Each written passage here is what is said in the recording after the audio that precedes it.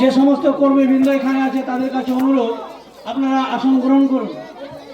আমরা এখনই আমাদের মূল পর্ব শুরু হবে। আপনারা আসন পাতা আছে, আসন গ্রহণ করুন।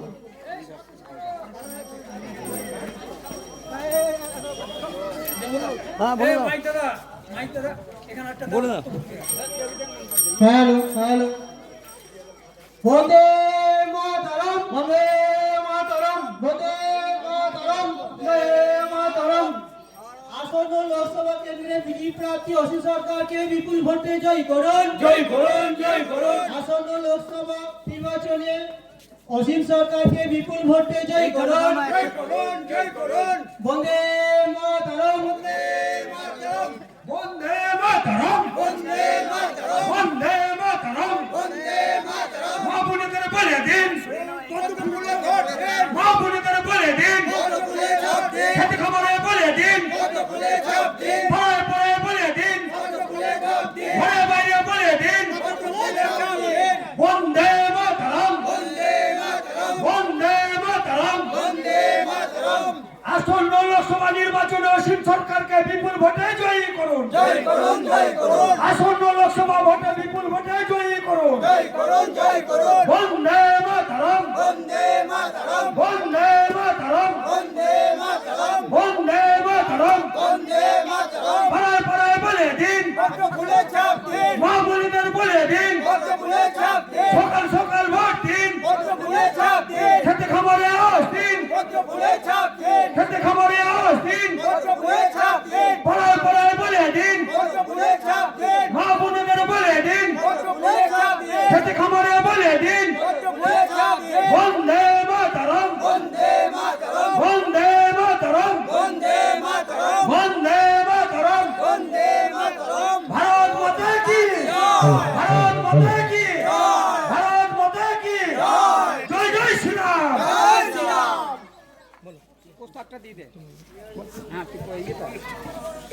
যে সমস্ত কর্মীবৃন্দ এখানে আছেন সমস্ত মানুষদের কাছে অনুরোধ, আপনারা আসন গ্রহণ করুন। আসন পাতা আছে, আসন গ্রহণ করুন। আমাদের মূল পর্ব এখনই শুরু হবে। আমাদের প্রার্থী মাননীয় অসীম কুমার সরকার মহাশয় চলে এসেছেন। এটা এলাকার গণতন্ত্র প্রিয় সকল কর্মীবৃন্দের কাছে অনুরোধ, আপনারা অতি সত্বর আমাদের এই মূল মঞ্চের কাছে চলে আসুন। যারা ছড়িয়ে ছিটিয়ে আছেন তাদের কাছে অনুরোধ, আপনারা সকলে আমাদের মঞ্চের সামনে চলে আসুন। আসন পাতা আছে, আপনারা অতি সত্বর চলে আসুন। বর্ধমান পূর্ব লোকসভা কেন্দ্রের প্রার্থী মাননীয় অসীম কুমার সরকার মহাশয় উনি চলে এসেছেন। এটা এলাকার সকল কর্মীবৃন্দের কাছে অনুরোধ, আপনারা অতি সত্বর আমাদের মূল মঞ্চের কাছে চলে আসুন।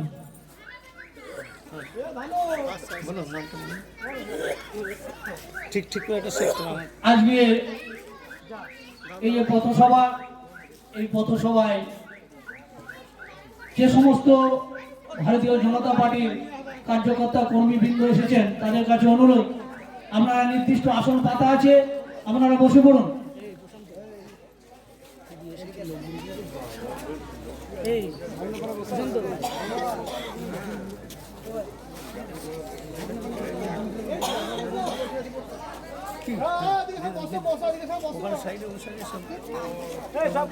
যে সমস্ত কার্যকর্তা কর্মীবৃন্দ আছেন তাদের কাছে অনুরোধ, আপনারা মূল মঞ্চের সামনে চলে আসুন। আসন পাতা আছে, আপনারা আসন গ্রহণ করুন। আমাদের আজকের এই যে পর্ব, সেই পর্বে এখনই সাংগঠনিক বক্তব্য আরম্ভ হবে। আমাদের সামনে বক্তব্য রাখবেন পূর্বস্থলী উত্তর বিধানসভার মন্ডল কমিটির সহ সভাপতি মাননীয় দেবপ্রসাদ চৌধুরী মহাশয়। দেবপ্রসাদ চৌধুরী মহাশয়কে ওনার মূল্যবান বক্তব্য রাখার জন্য আমরা আগ্রহ প্রকাশ করছি। যারা ছড়িয়ে ছিটিয়ে আছেন অতি সত্বর সামনে চলে আসুন।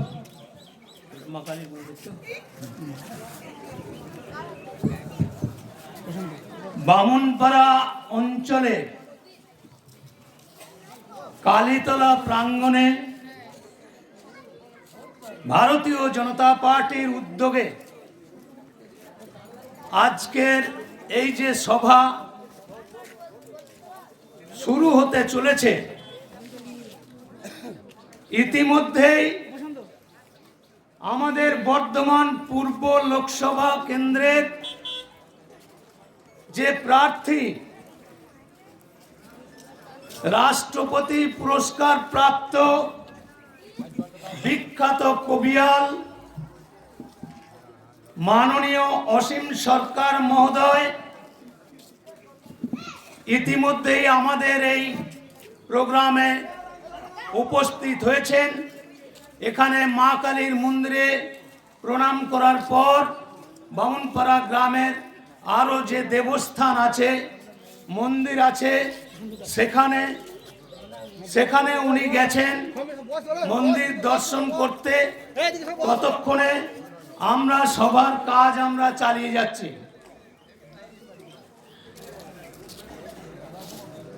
কজ্জল পূরিত লোচন ভালে নপুযুগ শোভিত মুক্তার হারে বীণা পুস্তক রঞ্জিত হস্তে ভগবতী ভারতী দেবী নমস্তুতে। এই যে প্রণাম মন্ত্র, এখানে বহু ছাত্র ছাত্রী, শিশু, কৈশোর, সমস্ত বয়সের ছেলেমেয়েরা রয়েছে। তাদের জন্যই আমি আজকে বক্তব্যের শুরুতেই দেবী সরস্বতীর যে প্রণাম মন্ত্র, সেই প্রণাম মন্ত্র দিয়ে আমি আমার বক্তব্য শুরু করতে চলেছি।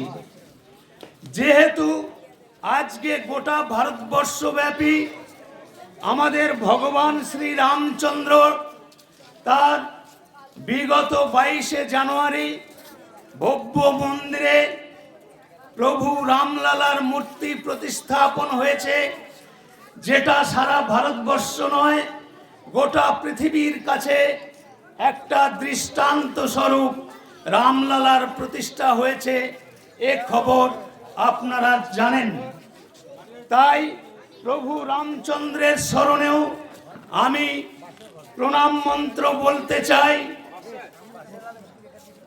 নমঃ রাম রামচন্দ্রায় রামভদ্রায় বেধসে নমঃ রঘুনাথায় নাথায় সীতায় পতয়ে নমঃ। আমাদের মোদিজি কি টার্গেট দিয়েছেন? মোদিজি টার্গেট দিয়েছেন এইবার এইবার এইবার এইবার এইবার জোর করে, গলার জোর বেরোচ্ছে না, ভারতীয় জনতা পার্টির পক্ষে আওয়াজ তুলুন।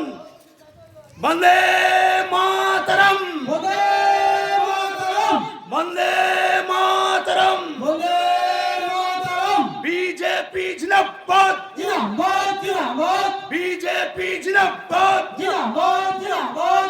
জয় শ্রীরাম, জয় শ্রীরাম, জয় শ্রীরাম। জয় শ্রীরাম। তো আমরা 400 পার করবার সংকল্প নিয়েছি। 400 পার করবার যে সংকল্প নিয়ে আমরা আজকে বিভিন্ন গ্রাম পরিক্রমা করছি। আমাদের প্রার্থী ইতিমধ্যেই এসে গেছেন, আসুন, এসে গেছেন। আমাদের মাননীয় প্রার্থী কবিয়াল অসীম সরকার তার বক্তব্য শুনবেন। এবং এখানে শুনছি কবির একটি কবি গানেরও ব্যবস্থা আছে। ওনার বক্তব্য এবং আমার পরবর্তীকালে আমাদের পূর্বস্থলী উত্তর বিধানসভার অন্তর্গত 1 নম্বর মণ্ডলের সভাপতি সঞ্জীব হাজরা এবং এই বামুনপাড়া গ্রামের এই দ্রদণ্ড প্রতাপ তৃণমূল কংগ্রেসের হারমাদ বাহিনীর প্রচন্ড দাপটের পরেও এই বামুনপাড়া গ্রাম থেকে ভারতীয় জনতা পার্টি পঞ্চায়েতের প্রার্থী নির্বাচিত হয়েছেন নয়ন দাস। নয়ন দাস, নয়ন দাস, তুমি এদিকে আসো, এখানে আসন গ্রহণ করো। এই হচ্ছে আমাদের বামুনপাড়া পঞ্চায়েতের একমাত্র নির্বাচিত প্রতিনিধি নয়ন দাস। এই রকম আমার বামুনপাড়া পঞ্চায়েতের আরো ক্যান্ডিডেট নির্বাচিত হয়েছে, যদিও তাদেরকে সার্টিফিকেট দেওয়া হয়নি। আমার পূর্বস্থলী উত্তর বিধানসভার 1 নম্বর মণ্ডলের যে সভাপতি সঞ্জীব হাজরা, তিনিও নির্বাচিত হয়েছেন। আমাদের গ্রামের 3 জন ক্যান্ডিডেট নির্বাচিত হয়েছে, কিন্তু তাদেরকে সার্টিফিকেট দেওয়া হয়নি। বামুনপাড়া পঞ্চায়েতেরই অন্তর্গত কষা গ্রামের আরেকটি মেয়ে মুন্নি খাতুন, সেও নির্বাচিত হয়েছেন, কিন্তু তাদের সার্টিফিকেট দেওয়া হয়নি। আমরা কি এই অত্যাচার নীরবে কাঁদবো? নীরবে নিভৃতে আমরা কি এই অত্যাচার সহ্য করব? না আগামী 13ই মে আমাদের প্রার্থী অসীম সরকারকে সকাল সকাল ভোট কেন্দ্রে গিয়ে পদ্ম ফুলে ঠাসিয়ে ছাপ মারবো, ইভিএম এর বোতাম টিপে আমরা আমাদের প্রার্থীকে নির্বাচিত করে আমাদের যশস্বী বিশ্ব বরেণ্য প্রধানমন্ত্রী দামোদর দাস মোদির হাতকে আমরা শক্ত করব। এটাই আমাদের আজকের দিনের সংকল্প। ভারতীয় জনতা পার্টির মঞ্চে বক্তব্য রাখতে গেলে, বিশেষ করে আমায় যদি মাইক্রোফোনের সামনে দাঁড় করিয়ে দেয়, আমি দিক বিদিক শূন্য হয়ে যাই। আমি বক্তব্য রাখতে রাখতে আমার এত প্রমাণ সাপেক্ষ তথ্য আছে, আমি অনর্গল 4 ঘন্টার ওপরে আমি বক্তব্য রাখার মতো ক্ষমতা রাখি। কিন্তু আমার পরবর্তী বক্তারা আছেন, আমাদের প্রার্থীও বলবেন, তাই সংক্ষিপ্ত আকারে আমি বিশেষ কয়েকটি উদাহরণ দেব। আপনাদের অবচেতন মনে যে প্রশ্নগুলো রেখাপাত করে, আমি সেই বিষয়গুলো আপনাদের কাছে তুলে ধরে আমার বক্তব্য শেষ করব। আপনারা আমার প্রশ্নের উত্তর দেবেন। করোনা কালের পর আমাদের যশস্বী প্রধানমন্ত্রী গোটা ভারতবর্ষের জনগণকে বিনামূল্যে 5 কিলো করে খাদ্যশস্য আপনারা পেয়েছেন। জোরে বলুন, আপনারা পেয়েছেন? জোরে বলুন। সবাই পেয়েছেন? করোনা ভ্যাকসিন পেয়েছেন? যে করোনা ভ্যাকসিন এক একটা 12,000 টাকা করে দাম। ডাইনি মুখ্যমন্ত্রী নোংরা রাজনীতি করে এই করোনা ভ্যাকসিন যাতে এই পশ্চিম বাংলার জনগণ ঠিক মতো না পায়, তার জন্য নোংরা রাজনীতি করে তার পঞ্চায়েতের তত্ত্বাবধানে এইরকম একটা পরিস্থিতি সৃষ্টি করেছিল যে টিএমসির নেতাদের কাছ থেকে টোকেন নিতে হবে, তারপরে করোনা ভ্যাকসিন পাওয়া যাবে। এরকম পরিস্থিতির আপনারা সম্মুখীন হয়েছেন। 11 কোটি মহিলাকে বিপিএল তালিকাভুক্ত মহিলাদের জন্য গ্যাস পরিষেবা মোদিজি দিয়েছেন। করোনা কালে 3 মাস প্রত্যেকটি মহিলা, যাদের প্রধানমন্ত্রীর নির্দেশে 2014 সালে চলুন আমরা ব্যাংকে যাই, অর্থাৎ জিরো ব্যালেন্সের অ্যাকাউন্ট যাদের ছিল, তাদের প্রত্যেকটি মা বোনের অ্যাকাউন্টে পর 3 মাস 500 টাকা করে ঢুকেছে কিনা? হ্যাঁ কি না বলুন। ঢুকেছে তো?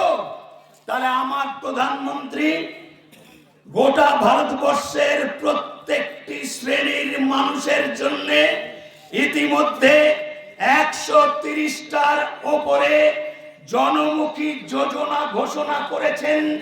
যে যোজনার সুফল অতি বড় তৃণমূল কংগ্রেসের কোন কর্মীকেও আমি বলতে চাই, আপনার পরিবারের মা বোন, আপনি নিজেও মোদিজির দেওয়া সেই সুযোগ সুবিধা প্রতিনিয়ত নিয়ে গেছেন আর মোদিজিকে গাল দিয়েছেন।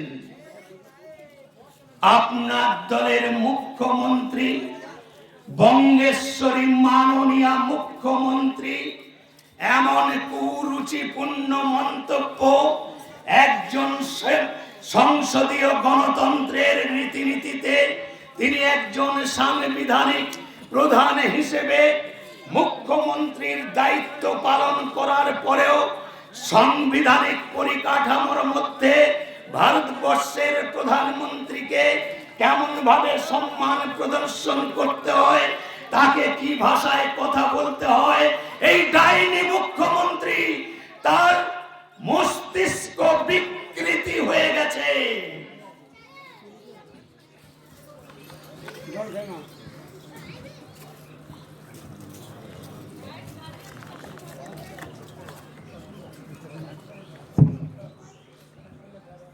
মস্তিষ্ক বিকৃতি হয়ে গেছে কেন বললাম?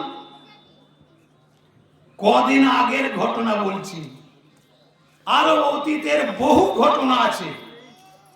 সেই সমস্ত ঘটনার ব্যাখ্যা করবার মতো সুযোগ তো আমি পাবো না, কারণ যেটুকু সময় আছে তার মধ্যেই তৃণমূল কংগ্রেসকে, আর এখানেও দেখছি সিপিএম এর কোন ক্যান্ডিডেট দাঁড়িয়েছে বিজেপির ভোট কাটানোর জন্য। তো প্রথমে দিদিকে একটু পালিশ করি। দিদিকে পালিশ করা খুব দরকার আছে। কেন জানেন? দিদি বিগত 14 বছর ধরে এই রাজ্যের শাসন ক্ষমতায় আছে। আপনারা অবিরাম দূরদর্শনের মাধ্যমে, সংবাদ মাধ্যমে, এমনকি আপনার মোবাইলের মাধ্যমে প্রতিনিয়ত আপনারা উপলব্ধি করছেন বঙ্গেশ্বরী মাননীয় মমতা বন্দ্যোপাধ্যায় মানুষের কেমন কল্যাণ করেছে। দিদির দৌলতে গোটা স্বাস্থ্য বিভাগ আজকে জলাঞ্জলি চলে গেছে। দিদির দৌলতে গোটা শিল্প বিভাগ আজকে জলাঞ্জলি হয়ে গেছে। দিদির দৌলতে গোটা শিক্ষা দপ্তরটা, পশ্চিম বাংলার গোটা শিক্ষা বিভাগের যত তাবর মন্ত্রী, আমলা, অফিসার আজকে জেলে বাস করছে। আর দিদির নয়নের মণি, দিদি যাকে বলতেন ভাই, বীরভূমের বেতাজ বাদশাহ, বাংলার বাঘ বলে যাকে উনি তুলনা করতেন, সেই অনুব্রত মণ্ডল কোথায় আছে? অনুব্রত মণ্ডল, আমরা ব্যাংকে গিয়ে একটার বেশি দুটো খাতা খুলতে পারি না, অ্যাকাউন্ট খুলতে পারি না, কিন্তু অনুব্রত 322টা অ্যাকাউন্ট খুলেছে বিভিন্ন ব্যাংকে। এই ভারতবর্ষের পশ্চিম বাংলার শিল্পের তৈরি জিনিস, খনিজ দ্রব্য থেকে আরম্ভ করে গরু চুরি, পাথর চুরি, বালি চুরি, মাটি চুরি, চাকরি চুরি, রেশন চুরি, পায়খানা পর্যন্ত চুরি করেছে। যে মল ত্যাগ করে তৃণমূলের নেতারা মোদির দেওয়া স্বচ্ছ ভারত অভিযানের দৌলতে যে শৌচাগার নির্মাণের জন্য 12,000 টাকা করে পাঠিয়েছেন, সেই টাকার মধ্যেও কাটমানি খেয়ে একটা শৌচালয় ভালো মতো তৈরি করতে পারেনি সাধারণ গরিব মানুষরা। তো দিদি কল্যাণ কি করেছেন? দিদি কল্যাণ করেছেন কিসে বলুন তো? দিদি 20,000-এর উপরে মদের লাইসেন্স দিয়েছেন। মদ তৈরি কারখানার জন্য 20,000-এর উপরে লাইসেন্স দিয়েছে। আর দিদির বক্তব্য 20 টাকা দামের পাউচ। 20 টাকা দামের পাউচ কেন? ঢুকু ঢুকু পিও আর যুগ যুগ জিও। তার মানে কি? বেকার যুবক যুবতীদের তো চাকরির তো 12টা বাজিয়ে দিয়েছে। এই কদিন আগে 26,000 ছেলে মেয়ের চাকরি চলে গেল। কেন চলে গেল? 26,000 চাকরিতেই শুধু নয়, আমি আপনাদের কাছে তথ্য দিয়ে যাচ্ছি, 29 লক্ষ টেট পরীক্ষায় পাশ করা যুবক যুবতী অপেক্ষায় আছে। কলকাতার রাজপথে হাজার হাজার বেকার যুবক শিক্ষিত যোগ্য চাকরি প্রার্থী বিগত 1 বছর 3 মাস ধরে বর্ষা বাদল শীত গ্রীষ্মের মধ্যে পরিবার পরিজনকে পরিত্যাগ করে একটা আশায় বুক বেঁধে আজকে কলকাতার রাজপথে ওই মাতঙ্গিনী হাজরার মূর্তির পাদদেশে, গান্ধী মূর্তির পাদদেশে, এসপ্ল্যানেড স্টে গোটা কলকাতা জুড়ে আজকে যুবক বৃন্দ যাদের ন্যায্য অধিকার আছে চাকরি পাবার, যথেষ্ট তাদের সার্টিফিকেট থাকা সত্ত্বেও তারা আজকে চাকরি পাচ্ছে না। প্রায় 2.5 লক্ষ পদ খালি আছে। শুধুমাত্র স্কুল মাস্টারের 2.5 লক্ষের অধিক স্কুল শিক্ষকের পদ খালি থাকা সত্ত্বেও এই দিদি তাদের চাকরি দিতে পারছে না। সিভিক ভলেন্টিয়ারের মাধ্যমে লক্ষাধিক যুবককে এরা সিভিক ভলেন্টিয়ার দিয়েছে। সিভিক ভলেন্টিয়ারদের ভবিষ্যৎ একদম জলাঞ্জলি। পার্মানেন্ট হয় না। ওই 7,000 বা 8,000 টাকা মাইনে দিয়ে কাজ চালিয়ে নিয়ে যাচ্ছে। তাদেরকে পুলিশে ভর্তি করা বা হোমগার্ডে তাদের প্রমোশনের কোনো ব্যবস্থা নাই। এই নোংরা খেলা বিগত 14 বছর ধরে দিদি চালিয়ে আসছেন। আর দিদির ভাইপো অভিষেক ব্যানার্জি, তিনি আমার বেশ কিছুদিন আগে শুনছিলাম আমার বিরুদ্ধে যদি কোনো কেলেঙ্কারি প্রমাণ হয়ে যায় তাহলে আমি ওই শহীদ মিনারে গিয়ে আমি গলায় ফাঁসি দিয়ে আত্মহত্যা করব। নিশ্চয়ই শুনেছেন আপনারা সেই অভিষেক ব্যানার্জির সেই উক্তি। আপনারা নিশ্চয়ই জানেন, বাচাধন গলায় ফাঁসি আপনাকে দিতে হবে না। আজকে মোদিজি আছেন, মোদিজির বক্তব্য হচ্ছে मैं नहीं खाऊंगा, मैं किसी को खाने नहीं दूंगा। মোদিজি বিগত 10 বছর ধরে প্রমাণ করে দিয়েছেন সারা ভারতবর্ষের আজকে ভারতীয় জনতা পার্টির নেতৃত্বে আজ 10 বছর সরকার চলছে। আজকের ডেট পর্যন্ত এমন কোন মাইকা লাল পয়দা হয়নি যে আমার ভারতীয় জনতা পার্টির কোন নেতার কোন মন্ত্রীর বিরুদ্ধে কোন রকম কেলেঙ্কারির অভিযোগ, চুরির অভিযোগ নিয়ে এসে অভিযুক্ত করতে পারে এরকম কোন দৃষ্টান্ত নেই। কিন্তু দিদির দল আজকে আকণ্ঠ নিমজ্জিত দিদির দলের চামচার দল, ওই তৃণমূলের নেতা মন্ত্রী। আমার কাছে আমার মোবাইলে রেকর্ড রয়েছে, প্রায় 100 জন ইতিমধ্যে জেলে গমন করেছে। 55 জন জেলের মধ্যেই চোরেদের আলাদা সেল করা হয়েছে। প্রেসিডেন্সি জেলে আমি কত নাম করব। আমার কাছে একটা ছোট্ট চিরকুট আছে, দেখি আছে কিনা সেই চিরকুটটা। যাই হোক, চিরকুটটা নেই তো দিদির দলের আমি কতগুলো নাম বলছি। একদিকে গেল অনুব্রত মণ্ডল, বাংলার বাঘ বলে দিদি যাকে প্রচার করতেন, সেই অনুব্রত মণ্ডল এখন বেড়াল হয়ে তিহার জেলে গোড়াগড়ি খাচ্ছে। অনুব্রত মণ্ডলের মেয়ে, তার নাম আবার সুকন্যা মণ্ডল। কি বাহারের নাম! মেয়ের নাম সুকন্যা, আর সেই সুকন্যা এখন বাবার সঙ্গে তিহার জেলে দিন কাটাচ্ছে। অনুব্রত মণ্ডলের বডিগার্ড একজন কনস্টেবল, তার সেও নামে বেনামে হাজার হাজার কোটি কোটি টাকার মালিক। তার নাম হলো সাইগুল হোসেন, সেও তিহার জেলে বাস করছে।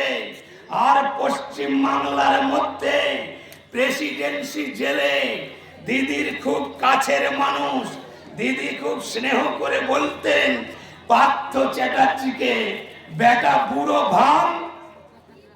ভামকে আমরাও শ্রদ্ধা করতাম, কিন্তু এই বুড়ো ভামের ভেতরে যে এত কুকীর্তির কাহিনী আছে, ইডি যদি ঠিক মতো তদন্ত না করত আমরা কেউ জানতেই পারতাম না।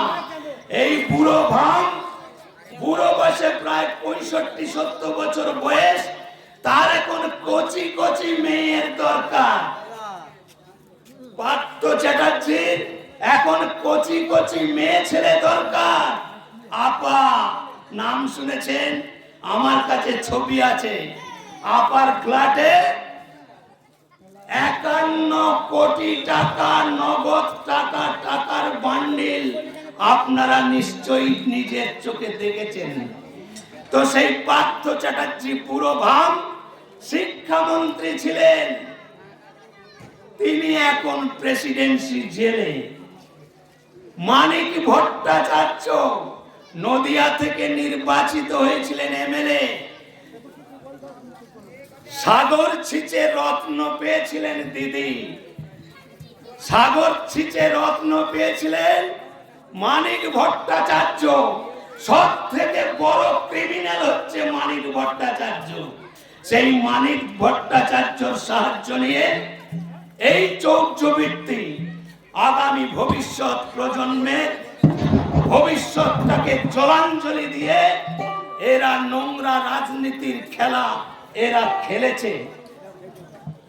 হয়তো আমার সময় নেই, তো আমি পরিশেষে যেটা বলা খুব প্রয়োজন, এখানে বহু মা বোনরা উপস্থিত রয়েছেন, তাদের উদ্দেশ্যে বলি, আর তৃণমূলের কোন নেতা, তৃণমূল কংগ্রেসের কর্মী, ভাই বোন এবং মাতৃস্থানীয়, তাদের উদ্দেশ্যে বলছি যে আপনাদের কি সাধারণ বিবেকটুকু পর্যন্ত জলাঞ্জলি দিয়ে ফেলেছেন?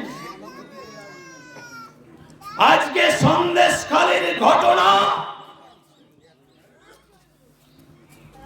দক্ষিণ 24 পরগনার সন্দেশখালী অর্থাৎ সুন্দরবন এলাকার ঘটনা। আজকে ইডি, সিবিআই, এনআইএ যদি তদন্ত না করত, ওই শেখ শাহজাহানের গোডাউনে তার বাড়িতে তদন্ত করতে না যেত, তাহলে আমরা টেরই পেতাম না যে সন্দেশখালী ওই মা বোনেদের উপরে কি নির্মম মধ্যযুগীয় বর্বরতার নিদর্শন। বিগত 13 বছরের এই ডাইনি মুখ্যমন্ত্রীর স্নেহধন্য শেখ শাহজাহানের নেতৃত্বে ওই সন্দেশখালীর হাজার হাজার মা বোনেদের উপরে নির্মম পৈশাচিক মধ্যযুগীয় বর্বরতার নিদর্শন বিগত 13 বছর ধরে চলে আসছে। আমরা কেউ জানতে পারতাম না যদি ইডি, সিবিআই তদন্ত করতে ওই শেখ শাহজাহানের গোডাউনের তালা ভাঙতে না যেত। শেখ শাহজাহানের তালা ভাঙতে গেল গত 5ই জানুয়ারি 2024-এর 5ই জানুয়ারি যখন শেখ শাহজাহানের সেই গোডাউনে তালা খুলতে গেল, শেখ শাহজাহান তার দলবলদের ফোনের মাধ্যমে বার্তা দিয়ে দিল, সঙ্গে সঙ্গে হাজার হাজার লেঠেল বাহিনী সেদিন আগ্নেয় অস্ত্র নিয়ে, লাঠি নিয়ে, টাঙি নিয়ে সেই ইডির ওপরে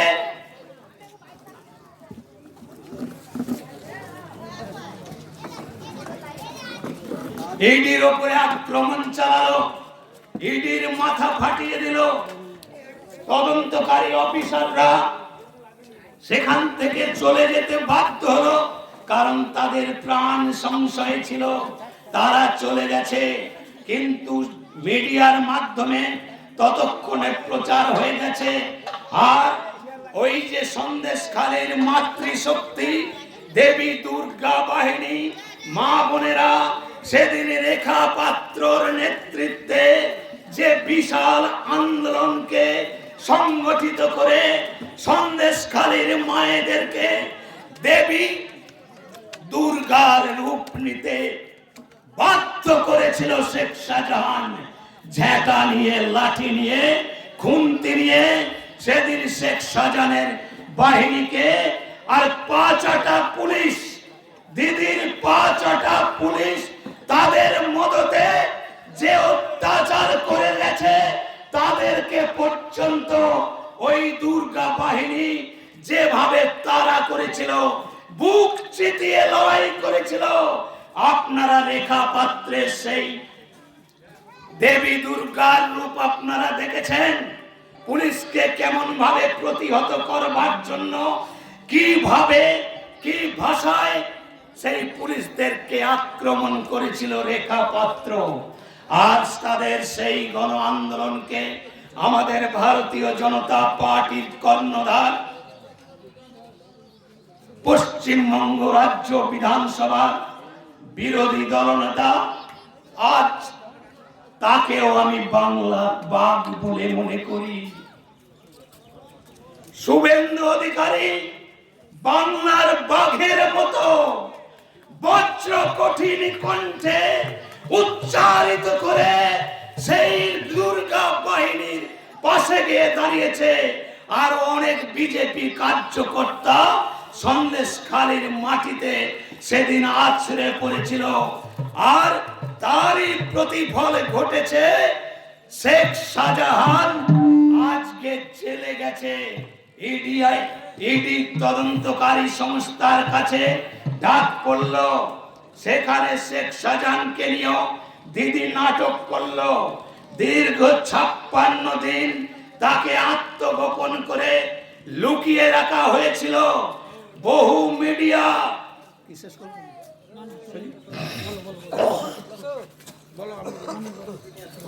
সেদিন দিদি নাটক করে বলছে আমার পুলিশ গ্রেফতার করবে শেখ শাহজাহানকে।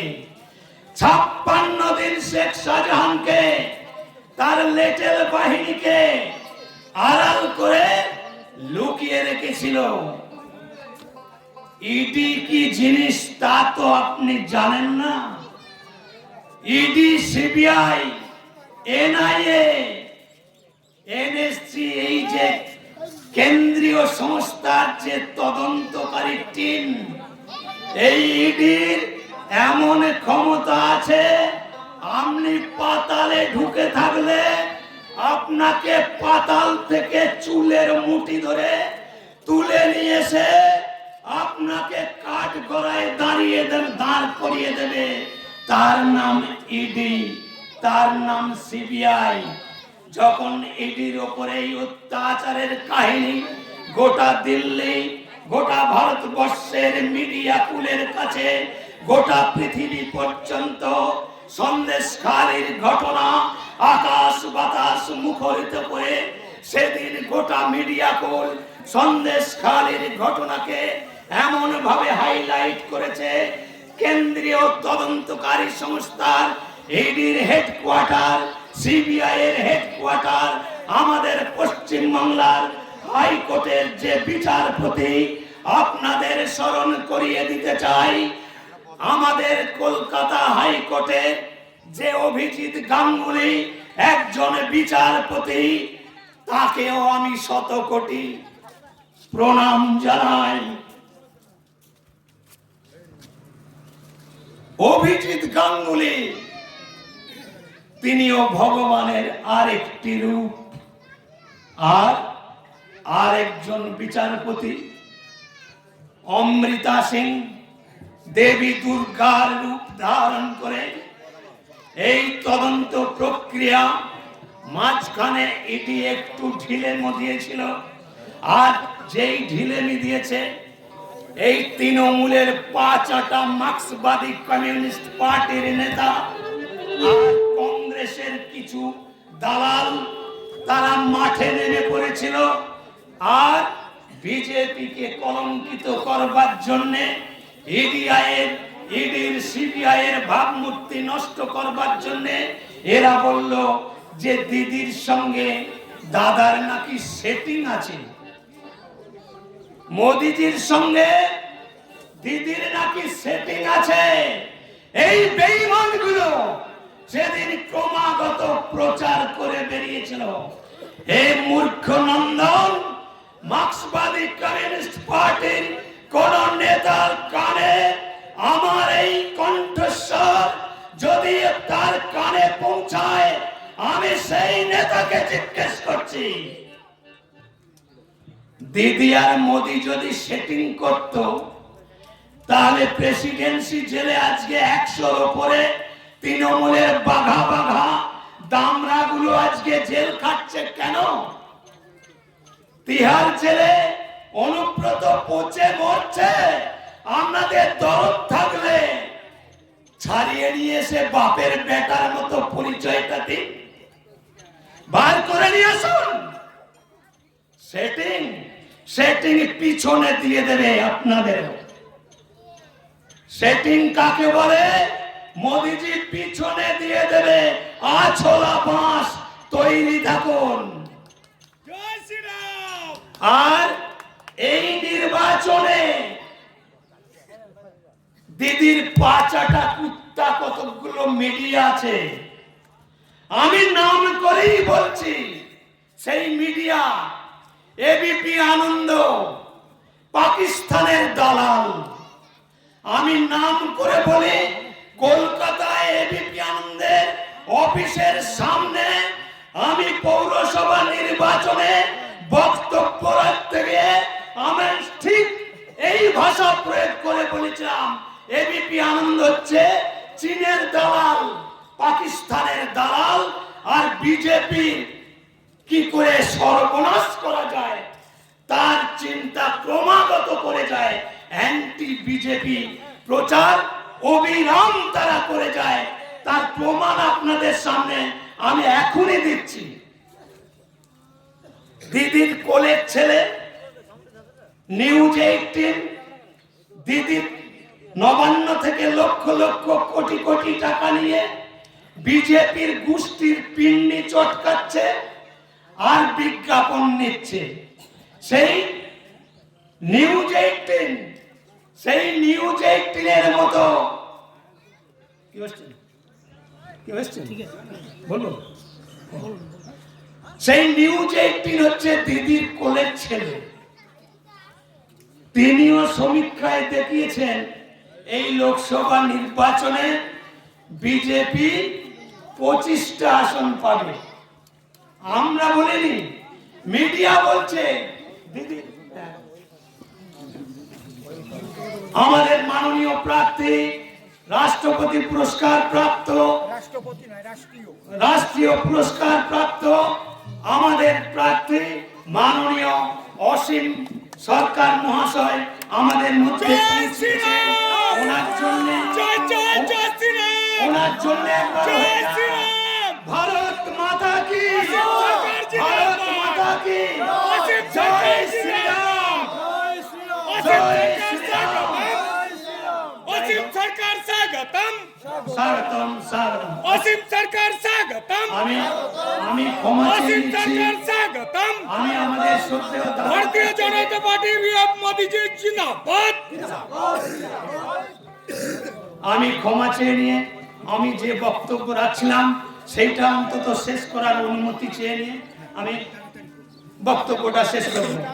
যে দিদির পেটুয়া চ্যানেল নিউজ 18 দেখিয়েছে 25টা, আর টিভি 9 দেখিয়েছে 26টা, আর সর্বভারতীয় ক্ষেত্রে যে সমীক্ষা আপনারা দেখেছেন, মোদিজি যে টার্গেট দিয়েছেন इस बार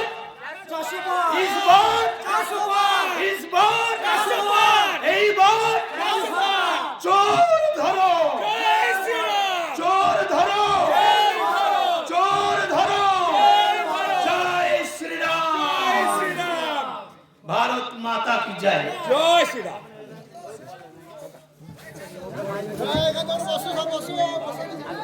আমাদের মঞ্চে চলে এসেছেন মাননীয় প্রার্থী অসীম কুমার সরকার মহাশয়। অসীম কুমার সরকার মহাশয়কে আমাদের মণ্ডলের পক্ষ থেকে আমরা পদ্ম ফুলের মালা দিয়ে বরণ করব। পদ্ম ফুলের মালা দিয়ে বরণ করবেন মণ্ডল সভাপতি সঞ্জীব হাজরা মহাশয় এবং সাধারণ সম্পাদক নয়ন দাস এবং মহিলা মোর্চার নেত্রী মন্নি খাতুন। সকলকে অনুরোধ করছি আপনারা পদ্ম ফুলের মালা দিয়ে আমাদের মাননীয় প্রার্থী অসীম কুমার সরকার মহাশয়কে বরণ করে নিন।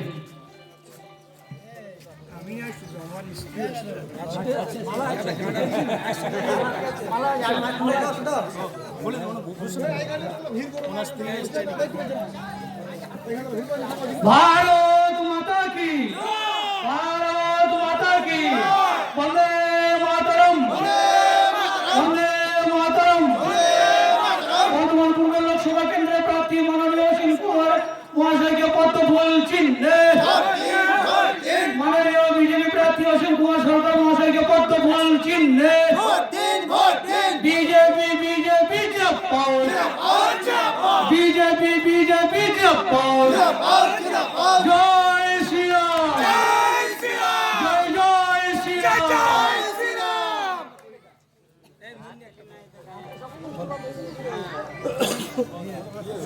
আমাদের সামনে ছোট্ট করে বক্তব্য রাখবেন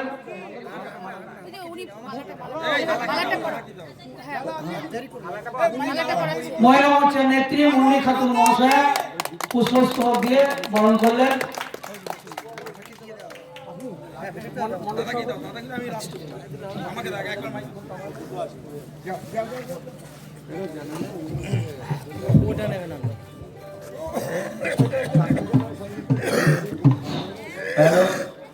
প্রত্যেকের কাছে অনুরোধ রাখছি, বর্ধমান পূর্ব 38 নম্বর যে লোকসভা কেন্দ্র, 7টা বিধানসভা নিয়ে লোকসভা কেন্দ্র, আমরা আমাদের দাদাকে আমাদের কাছে পেয়েছি। আমাদের প্রার্থী 38টা পদ্ম ফুল দিয়ে দাদাকে আমরা বরণ করেছি। এই 38 নম্বর লোকসভা আমরা জিতে মোদিজিকে আমরা ধন্যবাদ জানাবো যে আমাদের একটা প্রার্থীকে আমরা পদ্ম ফুল পাঠাতে পেরেছি। দাদা এই প্রোগ্রামের পর এখনো 3টে প্রোগ্রাম আছে। এরপর যাবেন উনি লক্ষ্মীপুর বাজার, তারপর যাবে পারুলিয়া, কোকশিমলা। তাই আমরা আমাদের সবার কাজ চালিয়ে যাব। তাই আমরা প্রথমেই দাদাকে বক্তব্য রাখতে দিয়ে ওনার যে প্রোগ্রাম উনি সেরে এখান থেকে আবার দ্বিতীয় জায়গায় চলে যাবেন। আপনারা চলে যাবেন না, আমাদের প্রোগ্রাম রাত্রি 8টা পর্যন্ত চালাবো, আপনারা সকলেই বসে থাকবেন। দাদা এখন শুরু করছেন। जय श्री राम, আপনারা বুঝতে পারছেন যে রৌদ্র চলছে, গরম, এত গরমের মধ্যে প্রতিদিন প্রত্যেকটা দিন ঘুরতে হচ্ছে। তাই এই অসুস্থতার মধ্যেও আমাদের কাছে এসেছেন, এটা আমাদের আজকে খুবই সৌভাগ্য।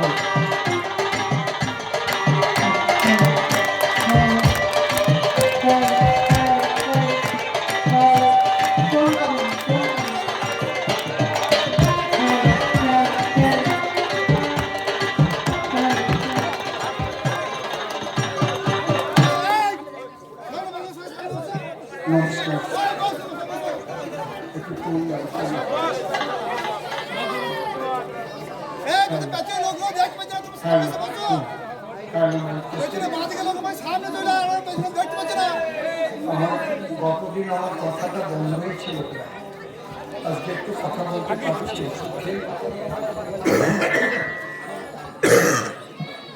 প্রচন্ড কাশি, কথা বলতে গেলে তার মধ্যে দিয়ে ভলিউমটা কমিয়ে দিল। কেন ভলিউমটা দেন? ও হ্যালো, আউটে ভলিউমটা দাও। চোখের ভলিউম কমিয়ে দিলে কেন? হ্যালো, হ্যাঁ, অত না, আস্তে আস্তে দিতে হয়, এক চুল করে বাড়াতে হয়। তুমি ঝট করে বাড়িয়ে দিচ্ছ, ঝট করে কমিয়ে দিচ্ছ, এরকম আমি পাই না।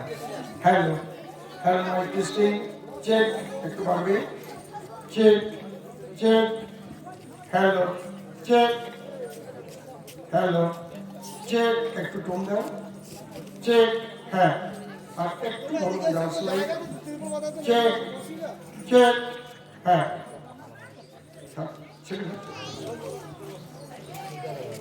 খুবই কষ্ট হচ্ছে কথা বলতে, তবু আমি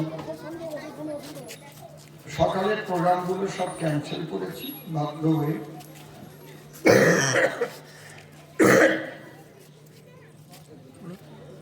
আপনাদের এগুলো তো আর ক্যান্সেল করতে পারি না, আমি অন্তত দেখার তো দরকার কোন জায়গার মানুষ কি অবস্থা আছে। আমি ভোটে না দাঁড়ালেও আপনারা কি আমাকে চেনেন না? আমার গান আপনারা শোনেননি? ফোনে, টিভিতে শুনেছেন তো নাকি? যে অসীম সরকার নামে একজন মানুষ আছে, ঠিক তো নাকি? বাহ, এতেই আমার আনন্দ। আমার বিশ্বপ্রিয় মোদীজি, তিনি আমার উপর এবং আপনাদের উপর ভরসা রেখে আপনাদের উন্নয়নের জন্যই আমাকে কিন্তু এখানে টিকিট দিয়েছে। দল চিন্তা করেছেন যে অসীম সরকার, সে 3 বছর এমএলএ আছে হরিণঘাটায়, তার একটু কালির দাগও নাই। আমি টাকা খাওয়া তো দূরের কথা, কারো একটা পানও খাই না, পানের ব্যাগ আমার সঙ্গে। এইটুক বিশ্বাস আমার উপর রাখতে পারে। আপনি তৃণমূল করেন, আর সিপিএম করেন, আর কংগ্রেস করেন, বিজেপিরা তো বিজেপিতে ভোট দেবে, ওদের মাথায় বাড়ি মারলেও দেবে, ঘর ভাঙলেও দেবে, দা দিয়ে পোপ মারলেও দেবে, ঘর ছাড়া করলেও ওরা পদ্ম ফুচকা কোথাও ভোট দিতে পারবে না, ঠিক তো? কিন্তু আমার বক্তব্যটা, আমি সেই সাধারণ জন, একটু কোনটা কমবে, স্লাইড কমবে, কোনটা একটু কমবে, বেশি হচ্ছে একটু কোনটা একটু কমেছ, বেশি কমে ফেলেছ, ঝট করে চাপ দিয়ে ফেলেছ, এক এক চুল করে কমাতে শেখো, আমার কাছ থেকে এগুলো শেখো। আমি ধরো লবণ চাইলাম, যদি লবণের খুঁটি ধরে ঢেলে দেয় আর খাওয়া যাবে? আমার মা এবার তো রান্নায় লবণ বেশি হয়ে গেছে, পরের বার একটু দিল না। এই জন্য হাতের মাপ, মাইক ম্যানের সবসময় এক এক চুল করে, এরকম না, আগে এরকম না। সমস্ত কিছুই তাই, ধৈর্য নিয়ে চলতে হবে। আমাদের চলার পথে অনেক শিক্ষা আছে সেইভাবে, কারণ চিরকাল তো আমরা বেঁচে থাকবো না। আমার বাবা, তার বাবা, তার বাবা, তার বাবা, তার বাবা, তার বাবা, তার বাবা, কত বাবা এলো, সবাই চলে গেল, আমিও চলে যাব। তাই যে কটা দিন জগতে থাকি যেন সততা নিয়ে থাকতে পারি, একটু আশীর্বাদ করবেন। জয় পরাজয় জনগণের ইচ্ছা, কিন্তু কোনো কারণেই যেন আমার সততা নষ্ট না হয়, এই আশীর্বাদ আপনাদের কাছে আমি ভিক্ষা চাইছি। এটা আমার প্রথম কথা। আমার বক্তব্যগুলো তারাই বেশি করে শুনবেন যে মানুষগুলোকে বোকা বানিয়ে, ভুল বুঝিয়ে 1000 টাকা, 500 টাকা লক্ষ্মীর ভান্ডারের নামে দিয়ে তারা তাদের ভোট নিয়ে হাজার হাজার কোটি টাকা চুরি করে পকেট করেছে। আপনি আজকে 1000 টাকায় ঘুরে আছেন, আর হাজার হাজার কোটি টাকা আপনারই একটা ভোট নিয়েই কিন্তু তারা গদি লাভ করে তারা সর্বনাশ করে দিচ্ছে বাংলা। এইটা যতদিন বাংলার জনগণ বুঝতে না পারবে, ততদিন কিন্তু চোরেদের পরিবর্তন করা যাবে না। ঠিক বললাম কি বেঠিক বললাম? আমার রাজনৈতিক বক্তৃতা অন্যরকম। আমি কখনোই বলবো না আপনারা আমাকেই ভোট দিয়ে জয়যুক্ত করুন, এরকম কথা আমি বলি না। আমি শুধু বুঝাতে চাই আপনাদের আমার মোদিজি কি করেছে আর মাননীয় মুখ্যমন্ত্রী আসার পরে কি করেছে, এবার দেখেন আর তাকে ভোট দেওয়া যায় কিনা আপনারা এখানে বিবেচনা করবেন। আমার আগে বক্তব্য কে রাখলেন জানো, কি নাম? খুব ভালো বক্তব্য রেখেছেন, গলাটা একটু বসে গেছে। বাইরের থেকে মনে হয় শুভেন্দুদা বক্তব্য দিচ্ছে। আমি তো একজনকে বললাম শুভেন্দুদা কোথা থেকে আসলো, না ক্যাসেট চালিয়েছে। আমার মনে হচ্ছে খুব ভালো। আর আমার মধ্যে কোনো অভিনয় পাবেন না, সহজ সরল কথাবার্তা। গ্রামের মানুষ আমি কলকাতার কাছের ঘরে থাকা মানুষ না। বাড়ি ঘর আমার আছে, গাড়িও আছে, গান করে করেছি, 2-3 তলা বাড়ি আছে, কিন্তু কোনো বাড়িতে আমি এসি লাগাইনি এখনো। ছেলে মেয়েদের বলেছি এই গরমের মধ্যে বাস করা শেখো। এখন তো জানো না গ্রামের কত মানুষ কত কষ্ট করে তারা থাকে, ভাড়া ঘরে থাকে। তুমি বিল্ডিং পেয়েছো, তাহলে এসি তোমার লাগবেই এমন কোনো তো ব্যাপার না। এসি কতদিন আসে, তারপর মারাত্মক গরম যদি বোঝা যায় সে পরে দেখা যায়। এই ধরনের মানুষ। তাহলে আমরা আগে যে ভারত ভূমিতে বসবাস করি সেই ভারত আমার মা। কারণ আমাদের সনাতন শাস্ত্র অনুযায়ী বলেছে জননী জন্ম ভূমিষ্ঠ স্বর্গারোপী গরিয়সী। আমি যে গর্ভে জন্ম নিয়েছি সেই মা এবং আমার যে জন্মভূমি যে মাটি, এই মা এটা স্বর্গের চাইতেও শ্রেষ্ঠ। এই জন্য আমরা কি বলি, ভারত মাতা কি জয়। সবাই জোরে জোরে বলো, ভারত মায়ের জয় দাও। ভারত মাতা কি জয়, ভারত মাতা কি জয়। আর আমাদের প্রথম অবতার মর্যাদা পুরুষোত্তম। আমাদের সত্যযুগে অবতার ছিলেন নারায়ণ, কিন্তু বিশেষ করে নারায়ণের কিন্তু 4খানা হাত, তাই না? ঠিক তো নাকি? শঙ্খ চক্র গদা পদ্ম। আর আমরা 2 হাতওয়ালা ভগবান পেয়েছি কিন্তু রামচন্দ্রের থেকে। তার আগে আমরা 2 হাতওয়ালা আমাদের মতো ভগবান পাই নাই, কি ঠিক কিনা? যদি ভগবানের বেশি হাত থাকে, বেশি চোখ থাকে, বেশি মাথা থাকে, কেমন আমাদের সাথে মেশে না, কেমন ঠিক বলছি তো নাকি? এই জন্য শ্রীরামচন্দ্রকে বলা হয় প্রথম পুরুষ আকার, তিনি রঘুবর, রঘুবংশে জন্ম নিয়েছিলেন রামচন্দ্র। তাই আমরা আমাদের প্রথম অবতারের জয় দিই। সেই রাম কৃষ্ণ হলেন, সেই কৃষ্ণ চৈতন্য মহাপ্রভু হলেন, তাই তো নাকি? এই জন্য আমরা কি বলি, জয় শ্রীরাম, জয় শ্রীরাম। আমি কিন্তু দুটো ব্যাখ্যা করে বললাম, তারপরেও রামের জয় দেওয়ার কারণ আছে। রাম রাজত্বে মানুষ খুব শান্তিতে বাস করেছিল। রামচন্দ্র ভল্লুক বানর সমস্তকে একাকার করে তার ভক্ত করে ফেলেছিল, ঠিক কিনা? তার বড় ভক্তের নাম কি? সবচেয়ে বড় ভক্তের নাম কি? হ্যাঁ বলো, জোরে জোরে বলো। হ্যাঁ, আমাকে তো প্রণাম করা নেই, ঢোকার সময় তো হনুমান মন্দির। একবার ধন্যবাদ জানাই আপনাদের। রাম মন্দির যদি ভারতবর্ষে 1000 থাকে, হনুমান মন্দির 1 লাখ আছে, 100 গুণ বেশি আছে। কেন? ভগবান বলছেন আমার হতে নাম বড়, নাম হতে আমার ভক্ত। এবং সেই ভক্ত বুক চিরে ভক্তির দ্বারায় রাম সীতার যুগল মুক্তি দেখিয়েছিলেন, ঠিক তো?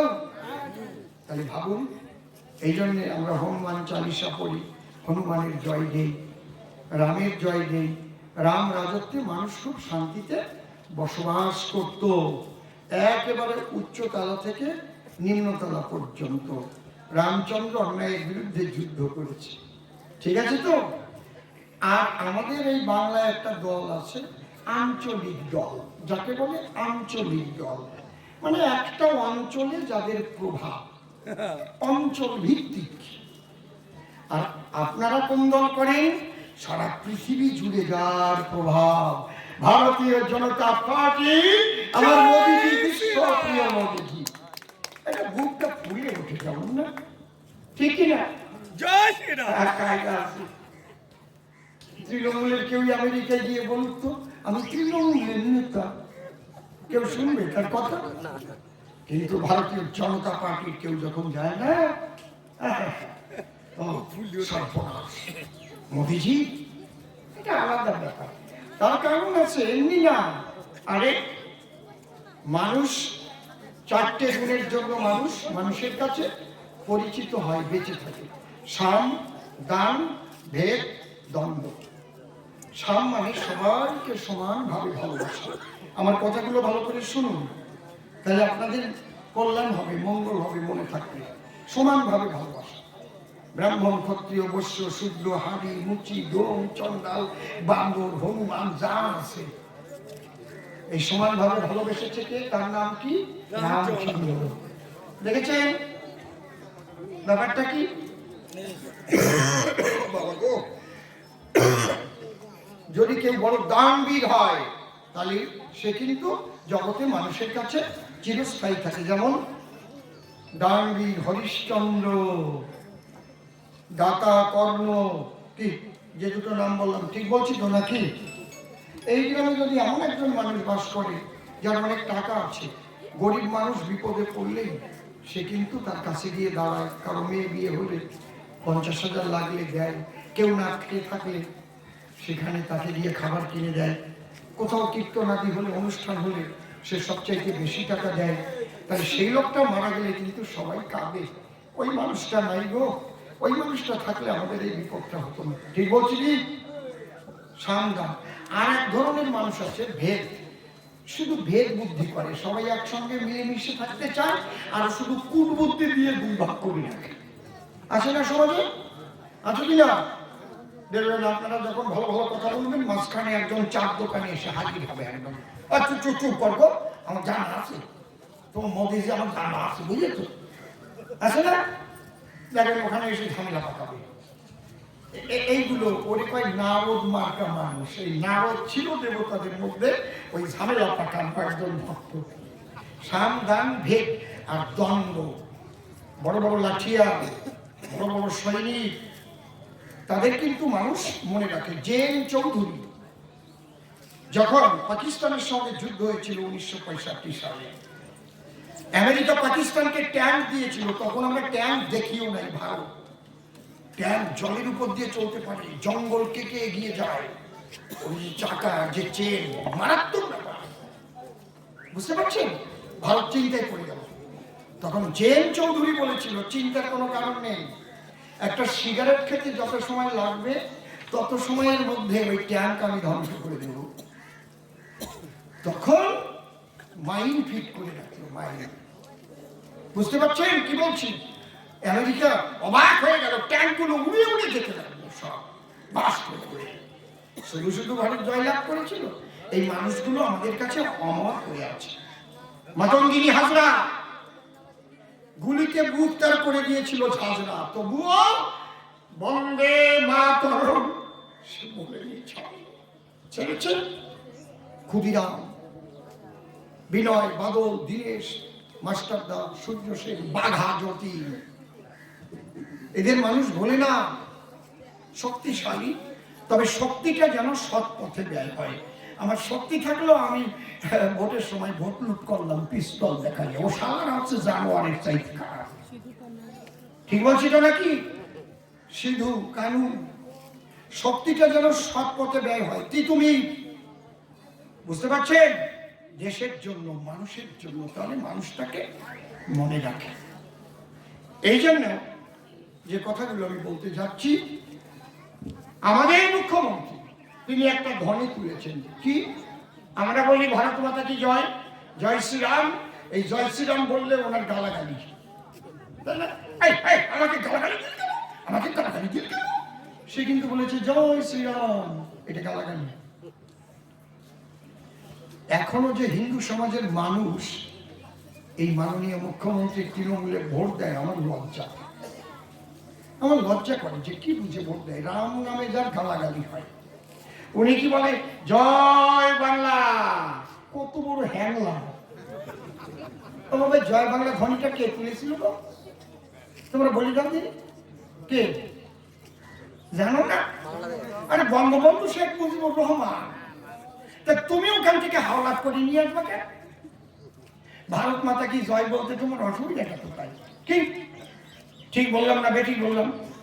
উনি বলবেন না। তার মানে ওনার মনের গোপন ইচ্ছা মনে হয় এই পশ্চিম বাংলাটাকে ওই বাংলার সঙ্গে মিশিয়ে আবার একটা পাকিস্তান তৈরি করবে, বুঝতে পারছেন?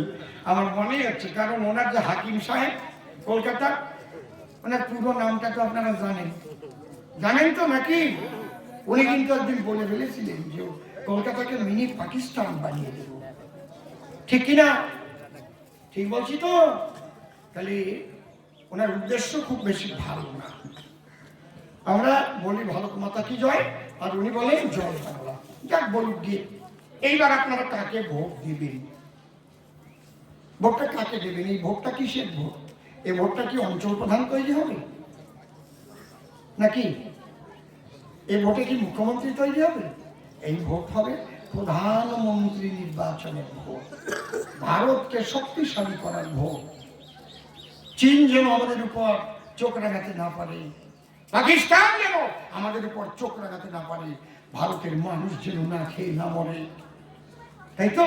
ভারতের অর্থনীতির কাঠামো যেন শক্তিশালী হয়। সারা বিশ্ব তাকিয়ে দেখেছে যে এইরকম একটা মানুষ ভারতে জন্ম নিয়েছে। তার নাম কি? তার নাম কি? নরেন্দ্র মোদীজি। তাহলে ওরা যখন ভোট চাইতে আসবে, ওদের কাছে একটা কথা জিজ্ঞেস করবেন, আচ্ছা বাবু একটা কথা বলি, তোমরা কারা গো? বলে আমরা তৃণমূল। বলে ভোট তোমাদের দিতে পারি, তোমাদের প্রধানমন্ত্রী কে একটু নামটা বলো তো, দেখেন বিগড়ে যাবে। এটা তো প্রধানমন্ত্রী তৈরি করা, ভোটটা আমরা দেবো তো। তোমরা প্রধানমন্ত্রী কাকে করবে সেই নামটা বলো। বলতে পারবে না। সিপিএম বলতে পারবে না, কংগ্রেস বলতে পারবে না, কিন্তু আমরা বলতে পারি। পৃথিবীর সব মানুষ জেনে গেছে যে ভারতের তৃতীয়বারে প্রধানমন্ত্রী কে হচ্ছে? নরেন্দ্র মোদীজি, ঠিক তো? এইবার তবু আমরা ভোট না দিলে তো আর তৃণমূল সরকার পশ্চিমবাংলায় রাজত্ব করছে না, এই জনগণের ভোটেই হয়েছে। ওদের আর কি ভোট দেওয়া যায়? আপনারা বিচার করুন। আজকে এত সুন্দর বক্তব্য রেখেছেন উনি, ওনার বক্তব্যের পরে নূতন কিছু বলার থাকে না, এত ভালো লাগছিল আমার, শুনছিলাম। আচ্ছা, উনি তো মাননীয় মুখ্যমন্ত্রী, আর ওনার যিনি শিক্ষামন্ত্রী ছিলেন এবং শৃঙ্খলা কমিটির চেয়ারম্যান, তার মানে দলে কেউ যদি উচ্ছৃঙ্খলতা করে, দুর্নীতি করে, তার বিচার করবে কে? পার্থ চট্টোপাধ্যায়। উনি চেয়ারম্যান, একটা কমিটি আছে, উনি চেয়ারে বসে বিচার করবেন।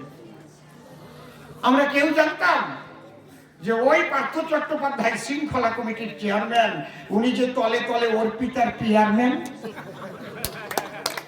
যদি সিবিআই তদন্ত না হতো কেউ জানতে পারতো? কেউ জানতে পারতো? বলেন, কথা বলেন। কয়েকদিন পরে হয়তো পার্থবাবু বেশ হরিনামের মালা নিয়ে গিয়ে ইস্কনে গিয়ে দীক্ষা নিয়ে একটা টিকি রেখে হরে কৃষ্ণ, ওনার চাইতে আর ভক্ত আর থাকতো না। পেট মোটা আছে তো, ঠিক আছে তো?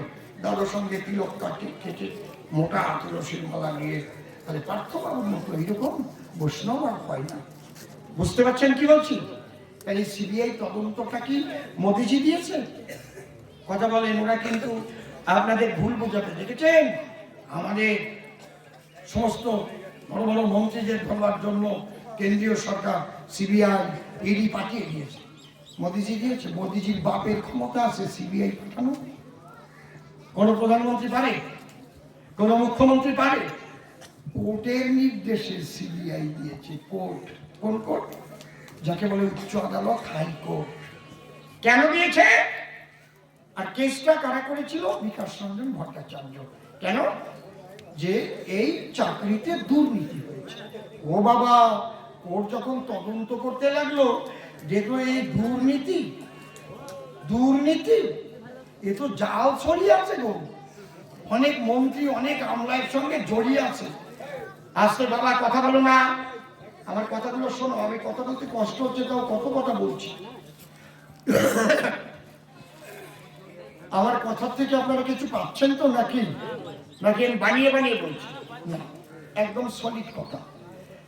ওর দেখলো এই দুর্নীতির দায়িত্ব, ইনভেস্টিগেশনের দায়িত্ব যদি এই পশ্চিম বাংলার পুলিশের হাতে থাকে, তাহলে পুলিশ মন্ত্রী হচ্ছে মমতা ব্যানার্জি। ঠিক মতো তদন্ত হবে না। এই জন্য ডাকলো কাকে? সিবিআই। সিবিআই যখন, এই তোমরা কথা বলছো কেন? সিবিআই যখন তদন্ত দিল, কে চক্ষুতে সাপ বের হয়ে গেল। একদম পার্থ চট্টোপাধ্যায়ের অর্পিতার বাড়ি গিয়ে টাকার পাহাড় পেয়ে গেল। যখন টাকার পাহাড় পাবে সেখানে ইডি যাবে, ইনকাম ট্যাক্স যাবে, টাকা উড়ে টাকা, ডাইনে টাকা, বাড়ি টাকা, সামনে টাকা, পিছনে টাকা, টাকা। কার বাড়িতে? অর্পিতার বাড়িতে। শিক্ষা দপ্তরের সিল মারা খামে টাকা ভরা। আর কি সম্পত্তির খোঁজ পেল? খুঁজতে খুঁজতে শুনবেন ওই অর্পিতার পার্থ চট্টোপাধ্যায়ের নামে। একটু শুনবেন, আপনারা বলবো। এটা জানেন কি আপনারা? জানেন না? আমি বলে দিয়ে যাবো। আচ্ছা, আমি যখন ইয়ে করি তাহলে বলেই যাই নাকি? আর আমি একটাও মিথ্যা কথা বলে রাজনীতি করি না। যদি কোনো তৃণমূলের ভাই এখানে থাকেন, এগুলো লিখে নিয়ে আপনি গিয়ে তদন্ত করবেন। যদি আমার একটা মিথ্যা কথা প্রমাণ করতে পারেন, আমি আর আপনাদের মুখ দেখাবো না, চলে যাব পূর্ব বর্ধমানে, আর আসবো না। একটু খাতাটা বের করছি, বের করে, না না চোরের তালিকা না, কি কি সম্পত্তি বাবা, সম্পত্তি এই যে পেয়েছি। বোলপুরে 7টি বাড়ি করেছে। হয়তো কোনো বাড়িতে ওনার চোখ থাকবে, কোনো বাড়িতে কান থাকবে, কোনো বাড়িতে পায়ের আঙুল থাকবে, কোনো বাড়িতে অন্য কোনো অঙ্গ খুলে রাখবে। কি করবে ভগবান জানে, কোন কাজে লাগে। বোলপুরে 7টি বাড়ি, শান্তিনিকেতনে 4000 স্কোয়ার বর্গফুট জমি, ডায়মন্ড সিটিতে 4টি ফ্ল্যাট। কোথায় হাত দিলে আবার? ডায়মন্ড সিটিতে 4টি ফ্ল্যাট, ঠিক আছে। বেলঘরিয়া ক্লাব টাউনে 4টি ফ্ল্যাট। রেকর্ডিং করে নিয়ে যান, তৃণমূলদের বলবে রসিম সরকার বলে গেল। আরে আমার জয় পরাজয় যা হোক, মানুষের কাছে আমি সত্যটাকে তুলে ধরতে এসেছি। তোমরা চিন্তা করবে কাকে ভোট দেবে। আমি কেন বলবো আমাকে ভোট দাও? চোরকে ভোট দেবে না সৎকে ভোট দেবে, তোমরা বেছে নেবে। আমি কেন বলবো? এই পথ যদি তোমাদের না থাকে, সারা জীবন দাসত্ব করতে হবে, চোরেদের দাসত্ব করতে হবে। তোমার ভোটাধিকার দিয়ে গেছে না বাবা সাহেব আম্বেদকর? প্রধানমন্ত্রীর ভোটের দামও যা, রাষ্ট্রপতির ভোটের দামও যা, আমাদের গ্রামে ক্যাতরার মার ভোটের দামও তাই। একটা ভোট দিয়ে আমরা উল্টাই দিতে পারি। এই শক্তি হাতে পেয়ে তোমরা এই শক্তি সব জায়গায় ব্যবহার করবে না নাকি? যারা যারা এতদিন তৃণমূলে ভোট দিয়েছ, শুনে না আজকে চোরেদের কিভাবে তোমরা রেখেছো, পুষে পুষে রেখেছো। আর তোমার ঘরে শীত কেটে সব নিয়ে শেষ করে নিয়ে চলে গেল। আর তোমাকে 500 টাকা 1000 টাকা নিয়ে যাও। কি কায়দা, আমরা লোকের ভান্ডার দিচ্ছি। আমার ছেলেটার চাকরিটা কোথায়? আমার ছেলেটা যে বিয়ে পাস করে পথে পড়ি কাটছে। ব্যাপারটা কি? মাকে ঘুষ দেওয়া হচ্ছে কি? বুঝতে পারছেন কি নাকি? বেলঘরিয়া ক্লাবে 4টি ফ্ল্যাট, বরানগরে 1টি ফ্ল্যাট, নিউ টাউনে 2টি ফ্ল্যাট। নিউ টাউনে একটা ফ্ল্যাট কিনতে গেলে 1.5 কোটি টাকা লাগে। বরানগরে 1টি ফ্ল্যাট, কসবায় 1000 স্কোয়ার ফুট আর একটা ফ্ল্যাট। সোনারপুর 1টি বড় বাড়ি, জঙ্গিপাড়ায় বিশাল বাগান বাড়ি, পিংলায় 95 কোটির স্কুল, বারুইপুর 15 বিঘা জমি, বাঘাযতীনে 12,000 বাই 240 বর্গ ফুট জমি, সুন্দরবনে রিসোর্ট। টপা টপা ওদের নিয়ে যাবে না? সুন্দরবনের মধ্যে একটা আলাদা আমেজ তো। আই লাভ ইউ, কত কায়দা, প্লিজ কাম হিয়ার, কত কায়দা। ওখানে মানুষের মধ্যে থাকবে, সুন্দরবনে যাবে না? সুন্দরী। এবার জেলের মধ্যে গিয়ে চেহারাটা কি হয়েছে?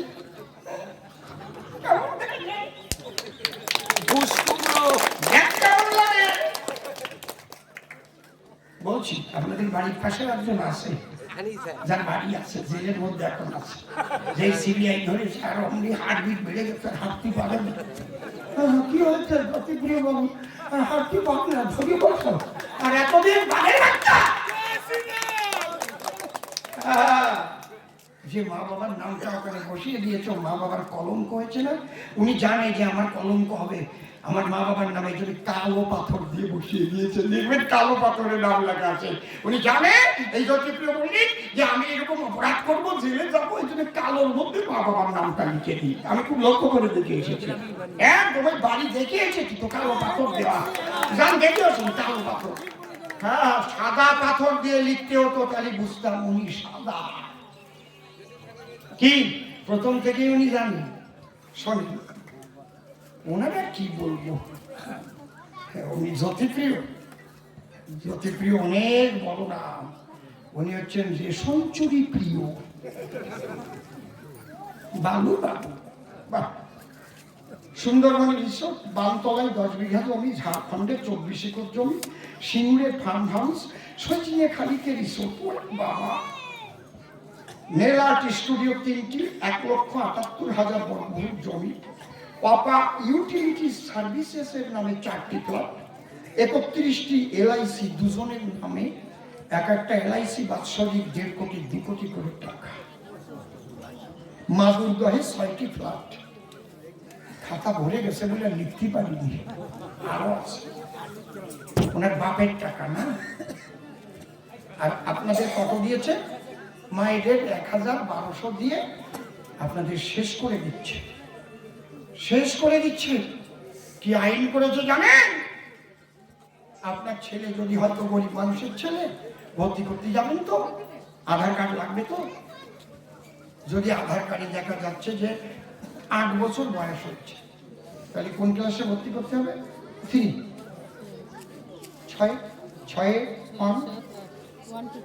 3তে ভর্তি। টিচার বসে তো, উনি আমার সহযোগী, উনি মাস্টারি করেন, উনি ভালো জানেন। তা আপনার ছেলে কিচ্ছু জানে না, কেন হাত দিচ্ছ বাবা? কেন গো? ওর মধ্যে তৃণমূল ঢুকে যাচ্ছে, বুঝুন আপনি। এখন ঢুকিয়ে না তৃণমূল, ঠিক আছে, দেখবেন। তাহলে আপনার ছেলে 1 অক্ষর লেখাপড়া শেখেন না, কোনো বাধ্য হয়ে ওনাকে ভর্তি করতে হবে 3তে। কি শিখবে ছেলেটা? তার জন্য আবার কি নিয়ম করেছে? ক্লাস 8 পর্যন্ত কোনো পরীক্ষাই নেই, তুলে দিতে হবে, 0 পেলেও তুলে দিতে হবে। তার মানে আপনাদের ছেলে মেয়ে আর কোনোদিন চাকরি পাবে না, ভালো করে লেখাপড়া তো শিখতে পারবে না, বুঝেছেন তো?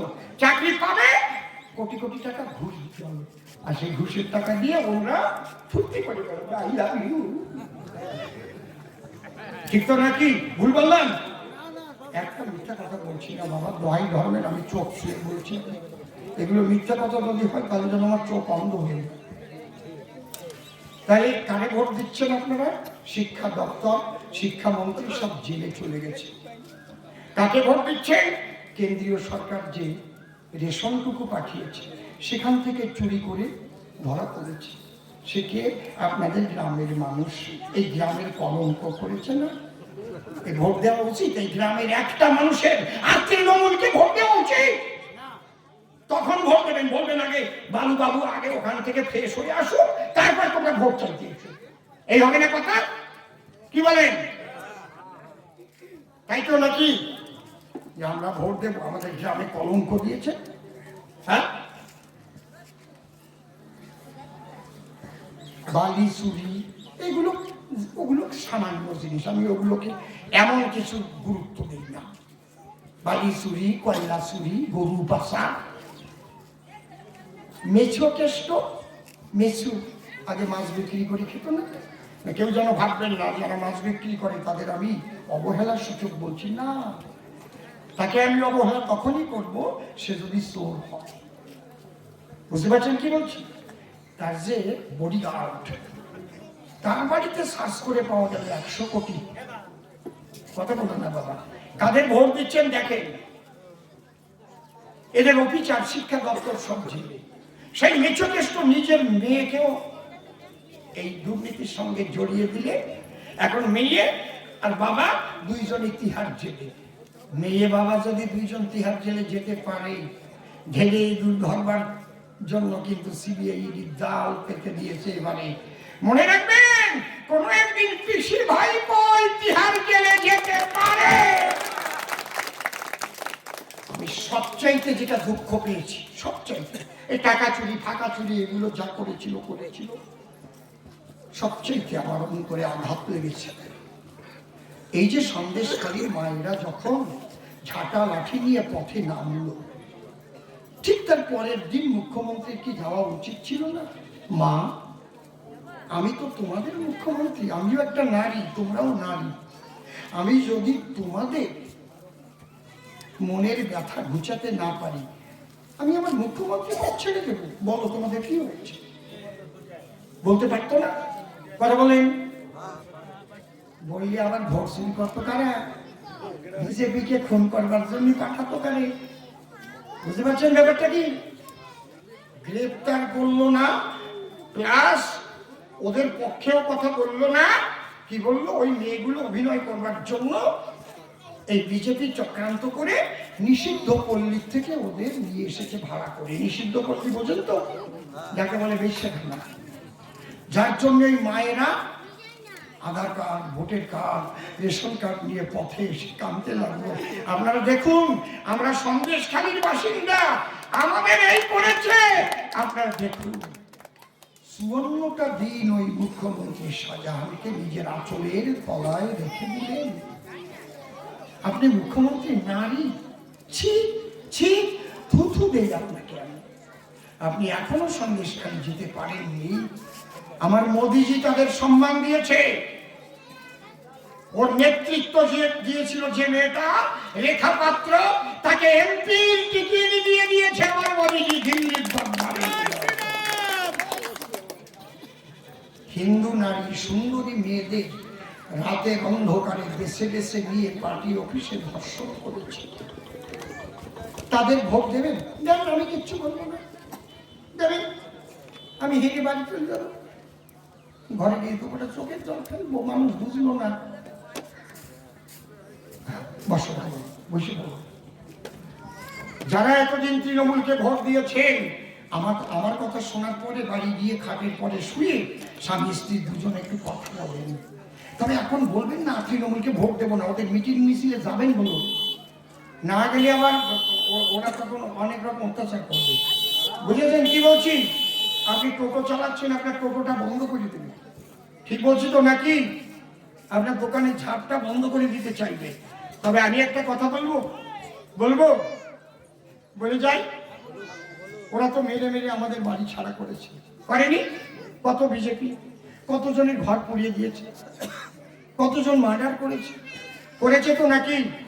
এখনো অনেকে বাইরে আছে, বাড়ি আসতে পারে না, মিথ্যা কেস দিয়ে জেলে ঢুকিয়ে রেখেছি, তাই তো?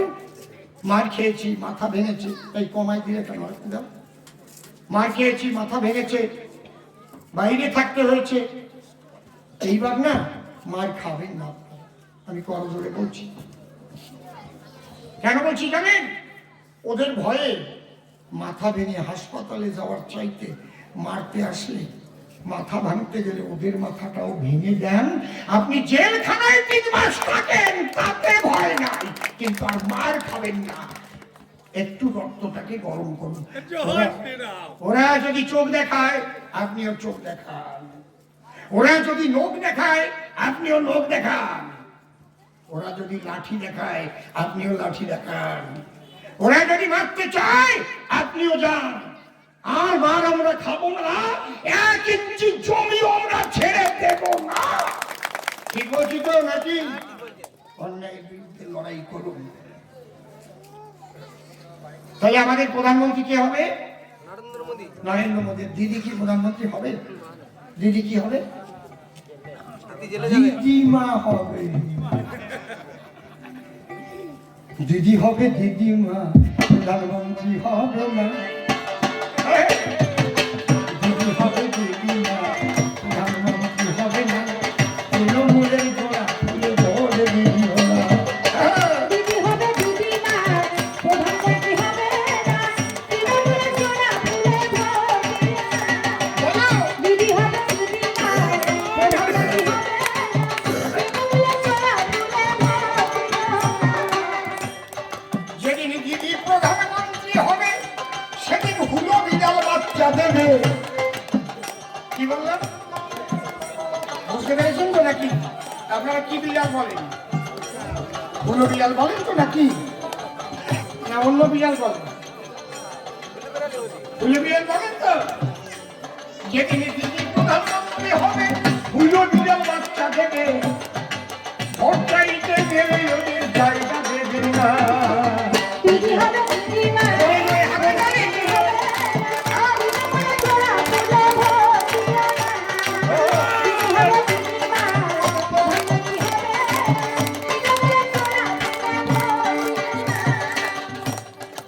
আমি কিন্তু মাননীয় মুখ্যমন্ত্রী মমতা বন্দ্যোপাধ্যায়ের দোষ দিতাম না, কিন্তু দোষটা উনি ঘাড়ে নিজে নিয়েছেন। যখন অনুব্রতকে ধরা হয়েছে উনি বলেছেন কেষ্টকে বীরের সম্মান দিয়ে আমরা জেল থেকে নিয়ে আসবো, তার মানে কেষ্ট যা করেছে তুমি সেটা সাপোর্ট করো। কি বলেন ঠিক নাকি? উনি শাহজাহানের মতো ধর্ষকের দলবে উনি লুকিয়ে রেখেছেন ওনার পুলিশ দিয়ে 54 দিন। তার মানে শাহজাহান যেটা করেছে সে করে নাই তো ভুল। যেহেতু শাহজাহানের দল করে তৃণমূল, ভোট আসিয়ে ভোট লুটের কাজে গো ওই শাহজাহানের দল যায়, তাই তাদের তুমি লুকিয়ে রাখলে আসলের তলায়। ঠিক তো নাকি? তাহলে দোষটা তোমাকে না।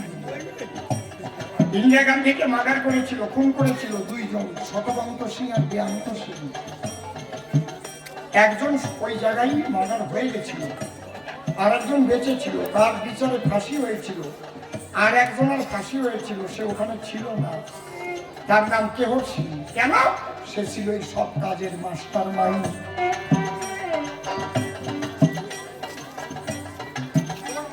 সে কিন্তু ওখানে গিয়ে স্পটে গুলি করেনি, কিচ্ছু করেনি, তবু তার ফাঁসি হয়েছে। আজ যদি বেয়ান্ত সিং বা ছগবন্ত সিং এর সঙ্গে কেহর সিং এর ফাঁসি হতে পারে, তাই অনুব্রত মন্ডল,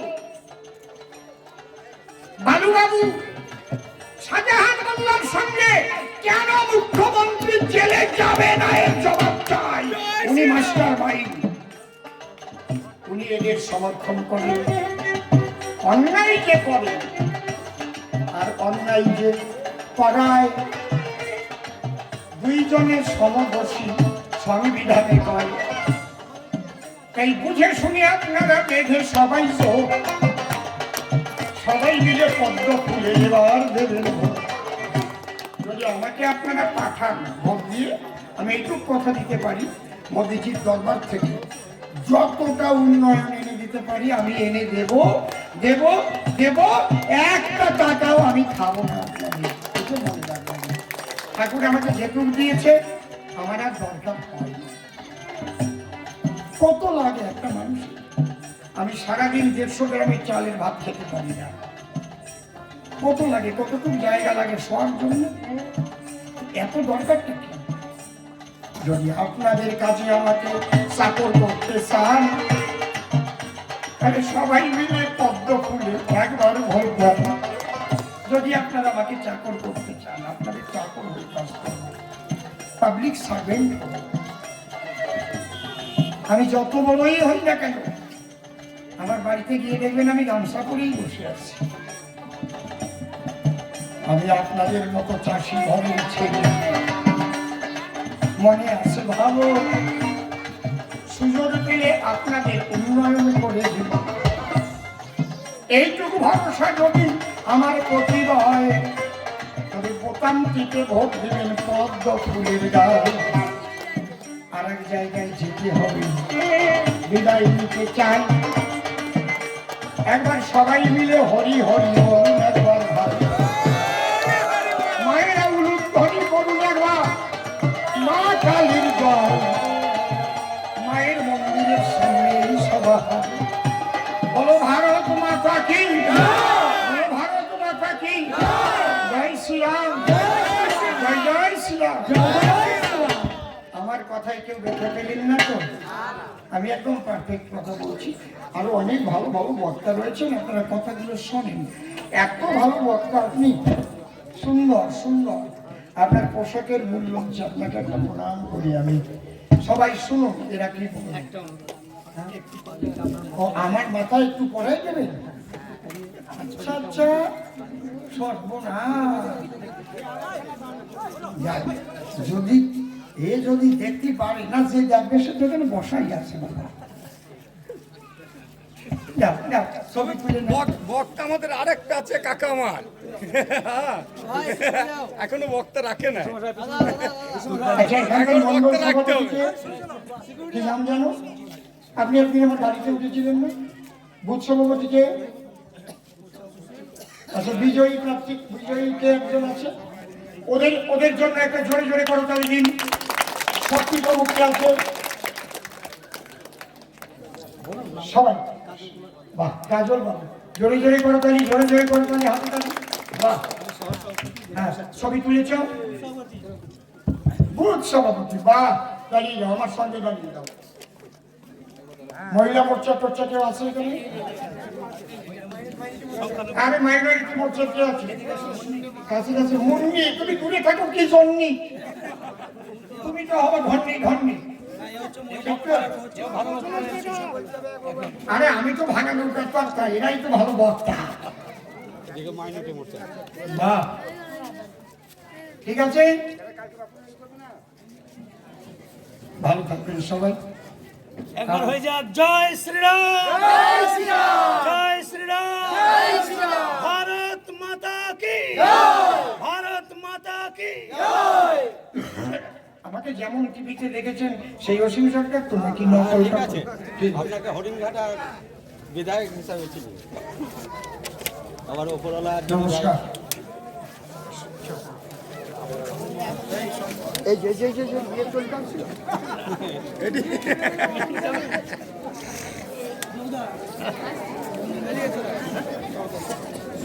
অমিতা কাকা এবার বলো। আমরা আমাদের লোকপ্রিয় কবি সম্রাট সম্মানীয় অসীম সরকার মহাশয়ের বক্তব্য শুনলাম। উনি আমাদের মনোনীত প্রার্থী।